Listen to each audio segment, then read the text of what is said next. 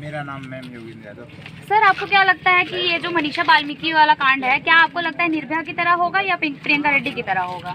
नहीं, ये तो निश्चय ही जो है कि निर्भया की तरह होगा। मतलब इसमें तारीख पे तारीख मिलेगी?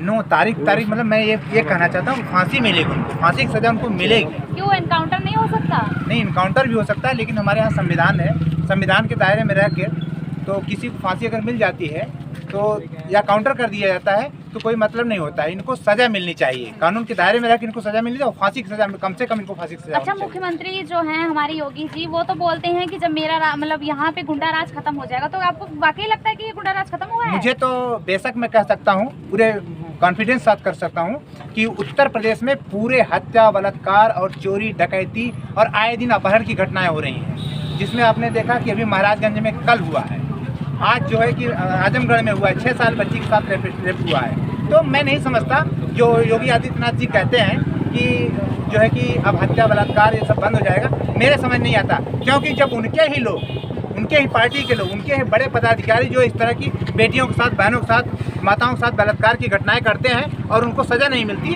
तो मैं समझता हूँ कि ये होने वाला नहीं, उनसे नहीं। तो शासन प्रशासन से आप क्या चाहते हैं, जो मनीषा वाल्मीकि के साथ जो हुआ, उनके आरोपियों को क्या सजा दिलाना चाहते हैं? मैं शासन प्रशासन को अपने इस आपके जो है चैनल के माध्यम से कहना चाहता हूँ कि उनको जितनी भी जो है कि कड़ी निंदा करूँ उतना कम है। उनको फांसी की सजा होनी, चारों लोगों को फांसी की सजा होनी चाहिए, इससे कम मेरी मांग नहीं है। क्या उन लोगों की दरिंदगी इसी पे आगे खत्म हो जाएगी? जैसे अभी आपने बोला कि अभी जो निर्भया वाला कांड हुआ, फिर उसके बाद प्रियंका रेड्डी का कांड हुआ, ये जो अभी फिर मनीषा का कांड हुआ सबसे ज्यादा, तो क्या लगता है आपको कि यहीं पर आके स्टॉप हो जाएगा ये चीज? नहीं, स्टॉप तो हो जाएगा, निश्चय स्टॉप हो जाएगा, लेकिन जरूरत इस बात की है कि शासन प्रशासन और जो हमारा देश का हमारे प्रधानमंत्री हैं, जो मुख्यमंत्री हैं, जो कहते हैं बेटी बचाओ बेटी पढ़ाओ, तो वो खुद इस पर अमल नहीं करें।